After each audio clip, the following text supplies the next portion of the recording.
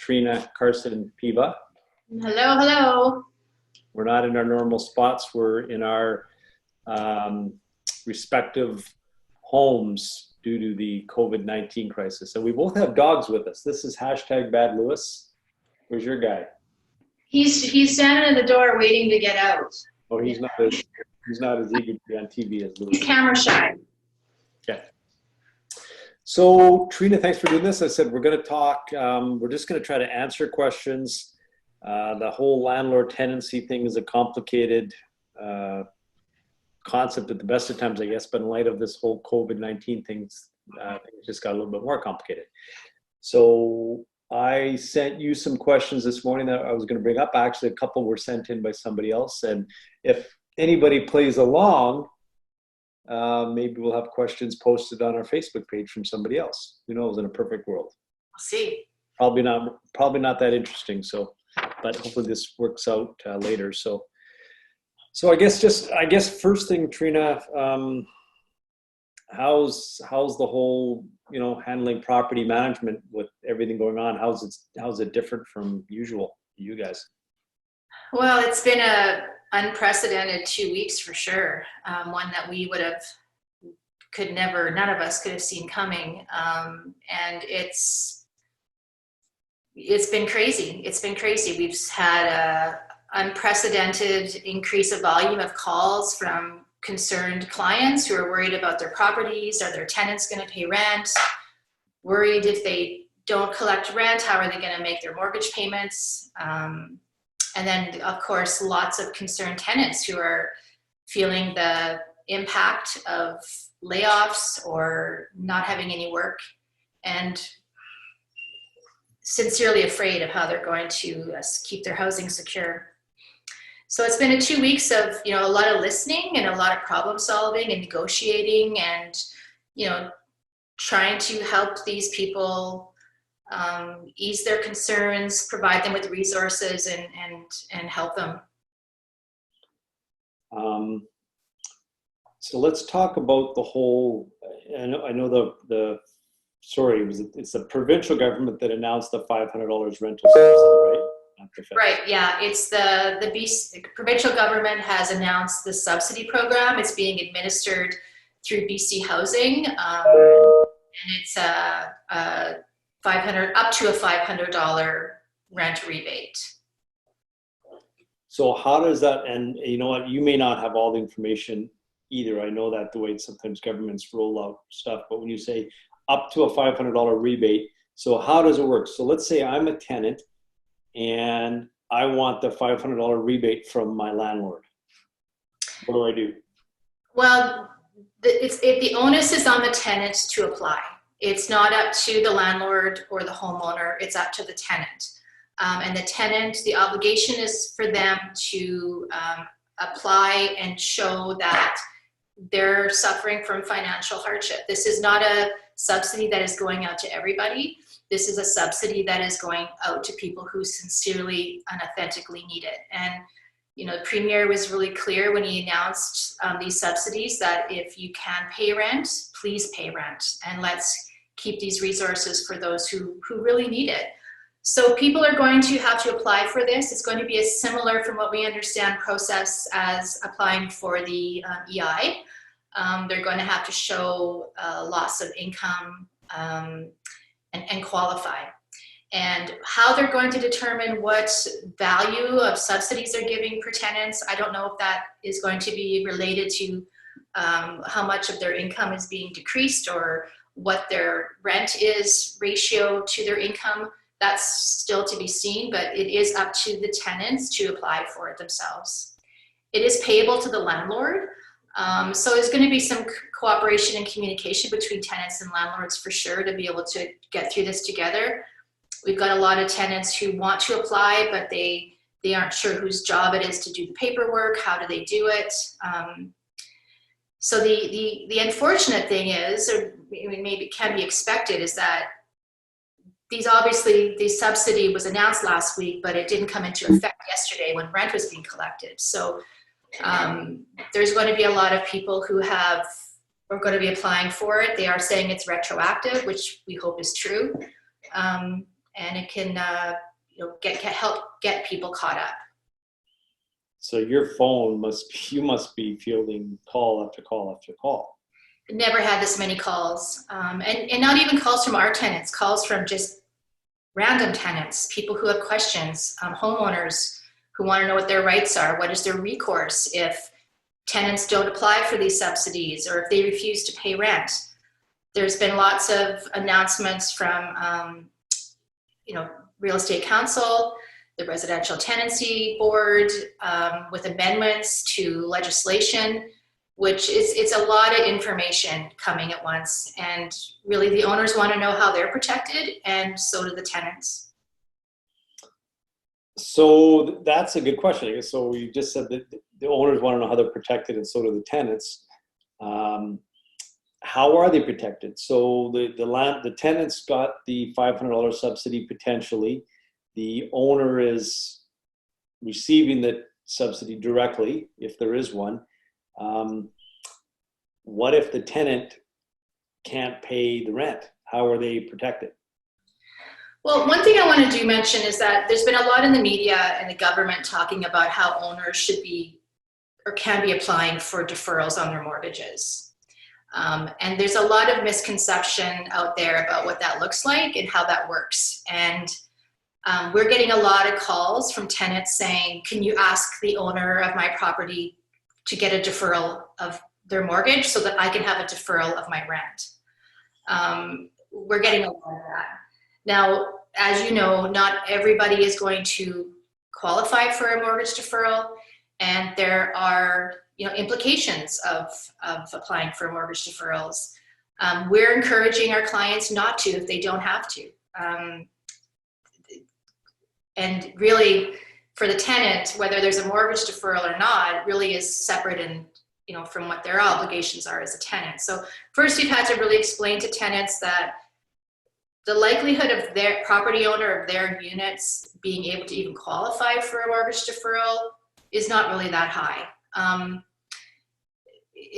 There's a lot of qualifications and a lot of lenders who aren't even offering it. So a lot of our clients are investors who are buying their property in private investments, and they can't get deferrals. So that's one of the things that we're having to explain to tenants.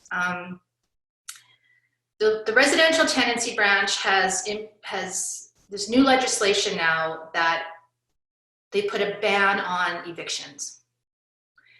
So the first thing that a lot of panicked people are feeling, renters, and we're seeing this on a lot of message boards and bulletin boards across BC where we're paying attention, is that this means they don't have to pay rent and they're okay. Nothing's going to happen to them. You can't evict me. I can't afford to pay rent, and there's nothing that the owner can do to me. We understand the fear that a lot of people have. I mean, I have kids. I understand that if it came down to, paying my rent or feeding my children, that'd be a pretty tough decision to make. And if I thought that I had a way out to not pay my rent so I could feed my kids as a parent, that would be an easy decision to make. We want tenants to understand that there's still an obligation for them to pay their rent. Just because they can't be evicted doesn't mean that they're being waived of the obligation to pay rent.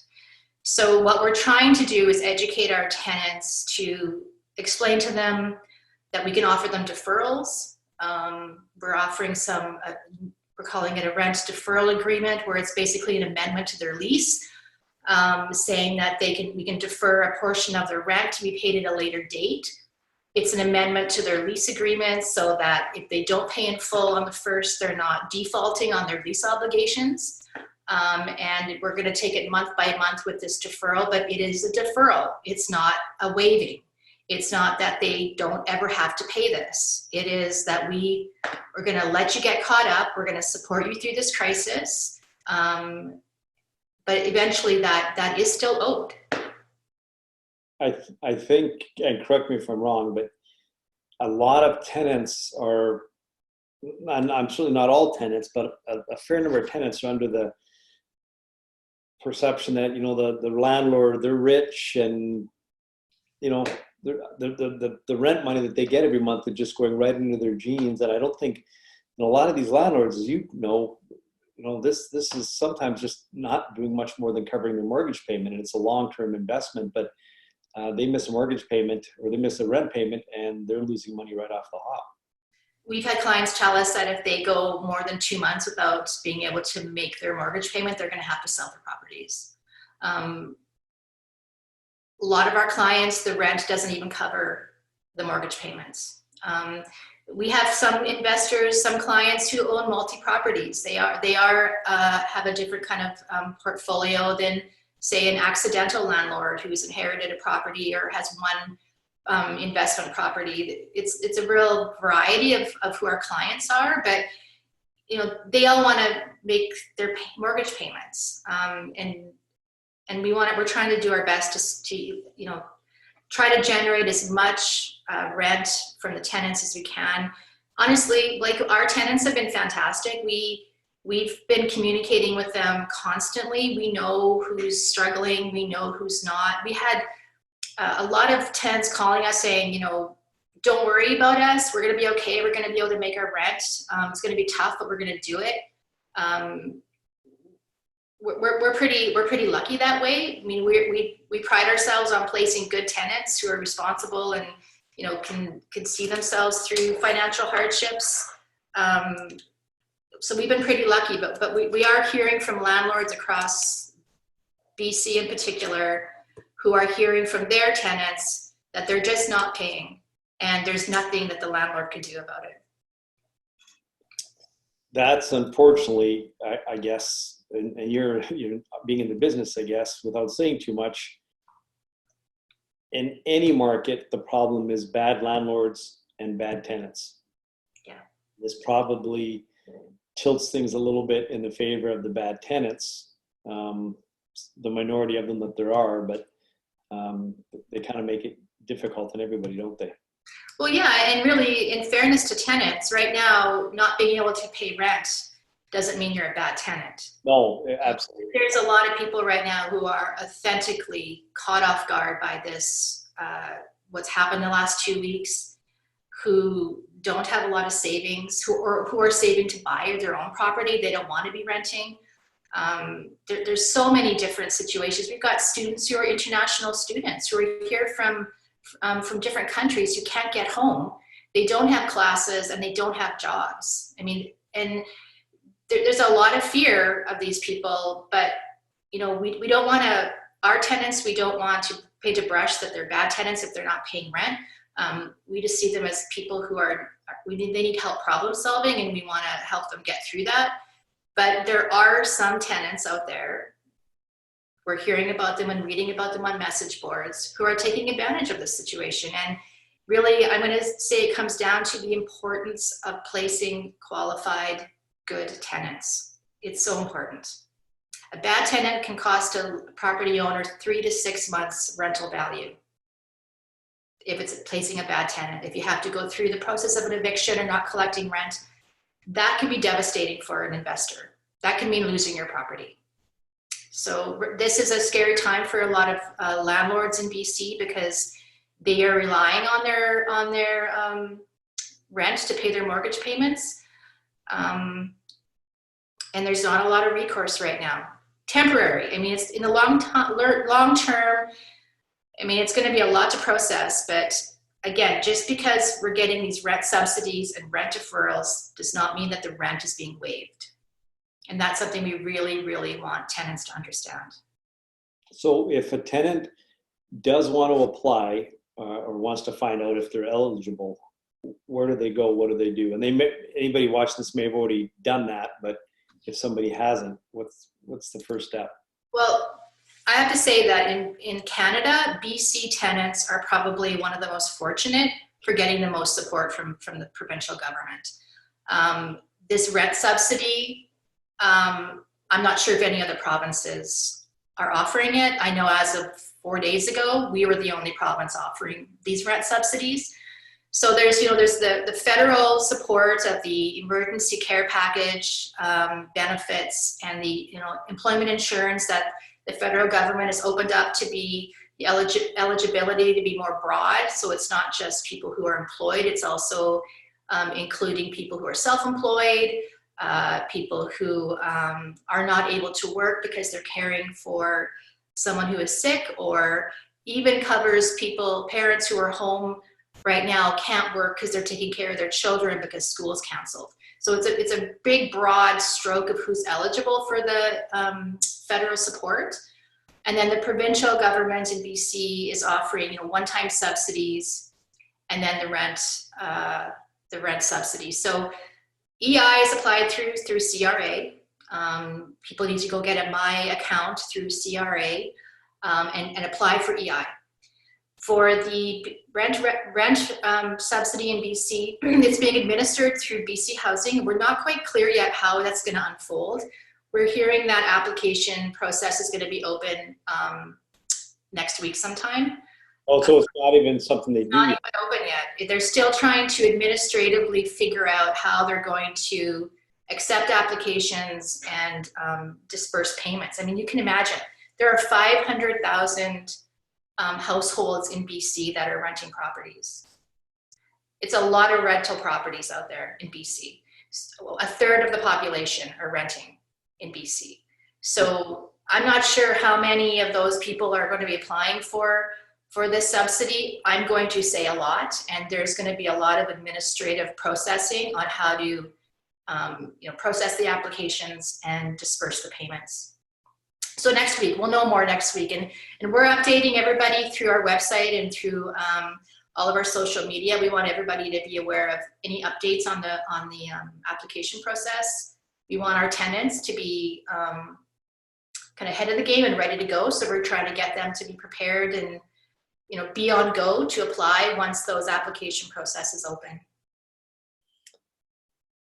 How your day-to-day business now? Are you placing tenants still, or is everything on hold? Well, we've relocated. We're no longer in our workspace. We've had to move our office to home office. So there's been, a bit of an interruption that way. But really, on the whole, our systems that we have in place at Real Property Management are so they're so advanced in technology. Our platforms, our databases, our management software, that we've been doing everything hands-off and electronically anyways. So as far as placing tenants and signing new contracts and offering leases and collecting rents and deposits and all of our marketing, that hasn't changed. All of it's been business as usual. We're definitely seeing a decrease in new properties coming in. We are not seeing a decrease in placements, and we're still placing as many tenants as we were on a normal time. The process is just a little bit different in the sense that our showings have changed. We're not giving in-person showings anymore. So that's, as you know, as a realtor, I mean, that's a big part of trying to close a deal, is being able to show a property. So we've had to be creative that way, and doing move-in and move-out inspections. Aside from that, everything else is status quo for us and how we conduct our business. So it's been an opportunity. I mean, this is a terrible thing that's happening. But for us as business owners, it's been a really great opportunity for us to sit back and reflect on our systems and our processes and see where they work and what needs to be fixed. And we're feeling pretty confident that what we can offer owners and tenants is premium service for sure. So I'm just looking here. I did have actually one question. So if somebody wants to see a home, or if they want to look at something that's for rent, you're doing everything online, like they're not physically seeing the home anymore. Is that stopped? Well, what we've done is we market on up to 40 platforms across North America for each of our properties. It's a lot of marketing. We've added to all of our marketing listings walkthrough videos. So the first thing we did, kind of a ground zero, was to get out to all of our vacant properties and take professional walkthrough videos of everything and putting those on all of the databases and platforms where we're advertising. So what we're doing is we're asking prospective tenants to first look at our listings, look at the photos, and do a walkthrough video. Really get a sense of whether the property is going to work for them. If it does, our next step is we pre-qualify them. So we get them to submit an application online, and we we do a soft check. So we find out if they're employed, what their income is, what kind of lease they're looking for, the terms, and we get a sense of whether this is going to be a good match and whether they will even qualify. If they do, the next step is they do want to see the property. So we're offering self-guided showings. We're going to the property before the showing shows up. Our property managers, they're turning on all the lights, opening the doors. We leave a sign, a notice at the front door with protective gloves, instructing the appointment to wear the gloves, don't touch anything. The property manager waits outside at a safe distance while the prospect gives themselves a showing. They go wander around the house or the property, so they are seeing it. And then it's followed up after with a phone call. But there's no human-to-human contact. And at that point, it's been interesting because by the time we get somebody to a self-guided showing, we know they're serious and whether they're even, it's a solid lead for us.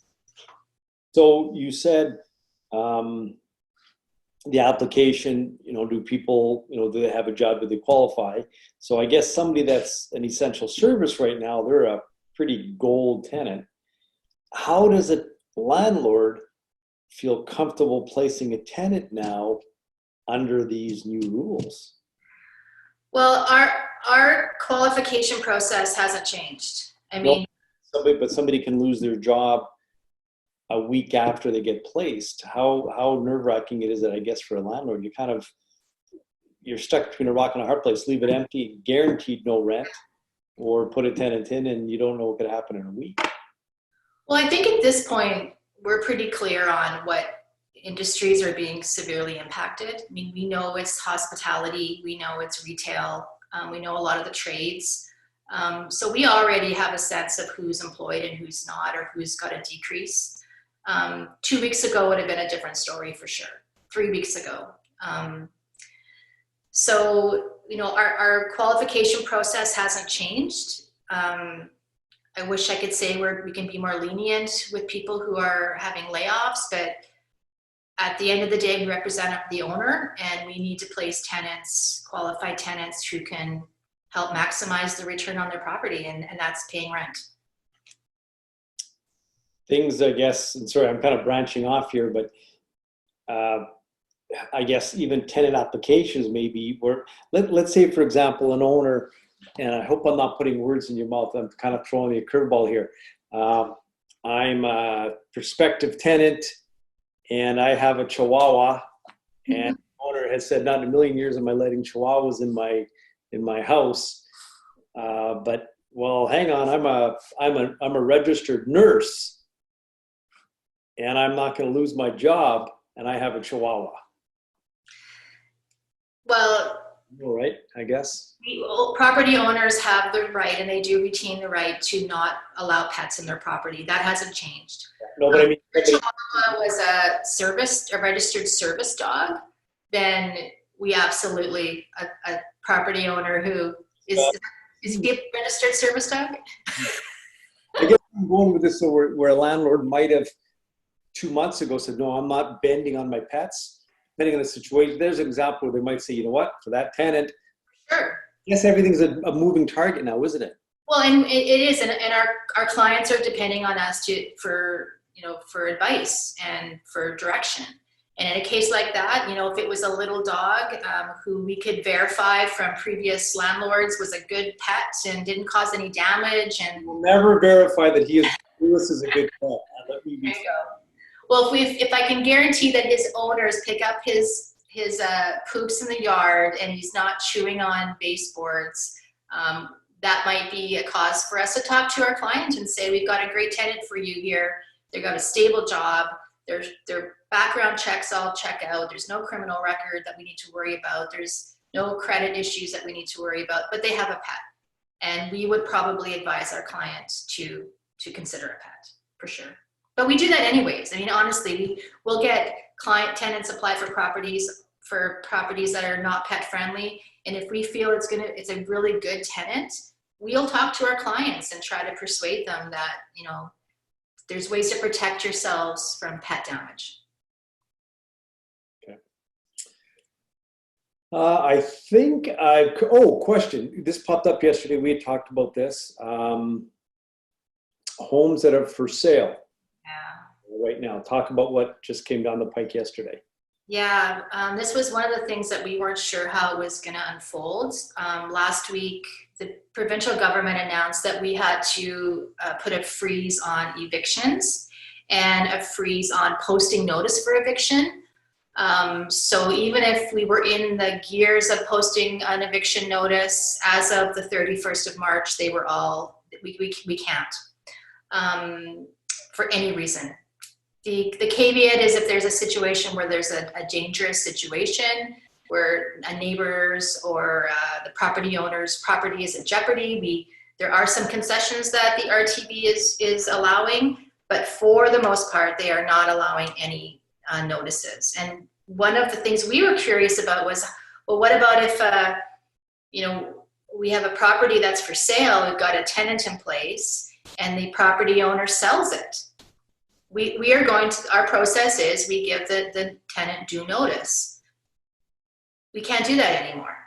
We cannot give tenants notice now on properties that have sold, which is unfortunately going to compromise the sale of a lot of properties that are tenanted if they sell. I know I have a couple buyers out looking for tenanted property, looking for homes with a suite, and I've told them if there's a tenant in the suite, I wouldn't even look at the house right now. We don't know how long this is going to go on. I mean, this could be a month, this could be 6 months. We don't know how long this is going to happen. So, I mean, it may frustrate the sale. And, we might have a client who has given a tenant, we have a situation, we have a client who we've given the tenant notice. The client is going to be moving into the property themselves. They were going to be coming back here. They were moving here from out of town. If that tenant chooses not to leave, there's not a lot of recourse for the owner. No, we're not concerned about that with this particular situation, but that is a reality right now for property owners who have tenanted properties that they want to move into themselves. They cannot displace the tenant at all. Was this, and I should know this, Treena, were notices already in effect still valid? There was a cutoff date, wasn't there, if the notice was given? Yeah, I can't recall what the cutoff date was, but we were pretty much told anything that was, we had served had to be put on hold. And even ones that were processed before, the feedback we're getting is the Residential Tenancy Act is not issuing any orders of possession right now. They're not giving any writs, and bailiffs are not enforcing them. The court is not enforcing them. So even if we, legally can go and post a notice, that doesn't mean that it's going to be executed by the court. And I'm just looking, I think Katie or Marlene posted, she thought as of the 25th of March, any notices that were in place then are being upheld. But again, it's still tricky. Will the bailiffs, will they enforce it? We don't know. We don't know. And really, I mean, the government is encouraging landlords right now to be compassionate. I mean, we're hearing this across. We all have to be compassionate. We all have to get through this together. There isn't a sector or a family, I believe, that is not implicated somehow because of the COVID crisis. And we're supposed to be, show a bit of extra compassion and understanding. And right now, that's what landlords are being asked. They're being asked to show a bit of leniency and consideration for their tenants if they can't pay on time, or they need to defer, or they're unemployed, and notices being posted. I mean, notices don't usually get posted unless there's already a pretty pre-existing problem, right? I mean, so for those landlords that have to abandon those processes right now, I feel for them, because they're in a pretty precarious situation where their hands are completely tied. Now, that doesn't say, I mean, we are telling our tenants And we are telling, property owners are calling us and wanting some feedback. And they're saying, what if the tenant doesn't pay at all? Like, and I can't evict them. Well, that doesn't mean you can't ever evict them. This isn't going to go on indefinitely. So every month the tenant doesn't pay rent is more money that tenant is in arrears. And when this all settles and things are back to normal, there's obviously cause for an eviction. So we're telling tenants, like, you can still be evicted, you just can't be evicted now. So probably best to protect your credit and actually secure your housing, not compromise your reputation as a tenant by down the road, isn't it? Down the road, yeah. You don't want an eviction on your record as a tenant. It's going to be very, very hard to find a place to rent if you had a eviction processed against you. Work with your landlord during this time. Yeah. That should bode very well for them. Mm-hmm. It's a tough time, but I mean, we have some great landlords. We've had some great property owners who have called us and said, like, what can I do for my tenants? What do they need? Are they okay? And it's been pretty remarkable to see, how people step up. And I think for the most part, most of our tenants are going to be okay, and our owners. But there's a lot of concern for sure. And a lot of owners out there who are self-managing their properties. I mean, I'm going to kind of blow a horn a bit for our industry, but having a professional property manager right now is more important than ever, because there are so many caveats and exceptions and new processes right now that the average landlord, it's a lot to navigate. And they're probably going through their own issues with their own incomes and their own family. And it's a lot of stress and a lot of hassle. And if you've got a professional property manager navigating all of this for you, making sure you're protected legally, and they're doing their best to advocate for you and get rent from the tenant, it's a small price to pay, absolutely. I appreciate this, Treena. Do you want to, you be afraid to do this right now with how busy you are? Do you want to leave? And I can, if you want to read it out and I can post it later, do you want to leave an email or any contact information? Or if you're busy enough and you don't want anybody to contact you, I totally get it. Always have time, and our doors are open and it's business as usual. And we've got a great team working with us, and we're completely up for the challenge. Real property management is, we've got offices all across North America. We've got a great team behind the scenes who are helping us navigate this time, and we're here to help tenants and property owners both. So you can email us at executives@realpropertymgt.ca. Pardon me? Type that in the... Yes. And our website is rpmexecutives.ca.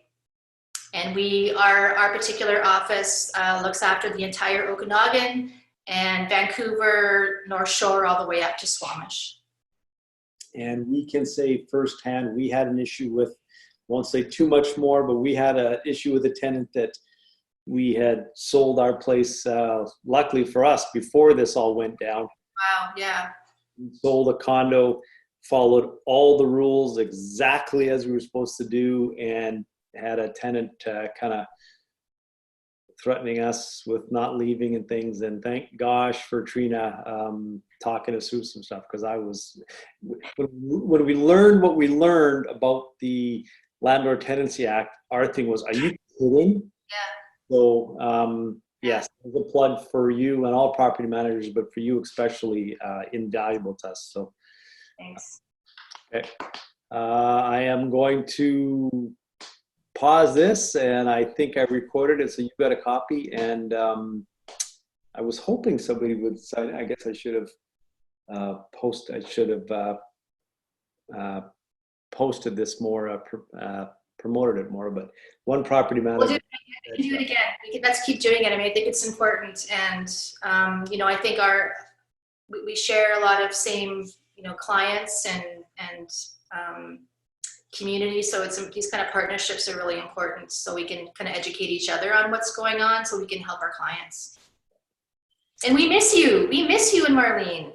Yeah, we used to be. We had this. We've got the Columbus and Kelowna, we're right next door to each other, and it's kind of a ghost town there, right? Yeah, it is. It's weird. Now I've got my kids and my dogs as my next door neighbors. So Well, if when this is over, I may not be back there because apparently Marlene might have killed me by then. well, yeah, that's another conversation for another time. Thanks. Yeah. Take care. Thanks. Bye bye.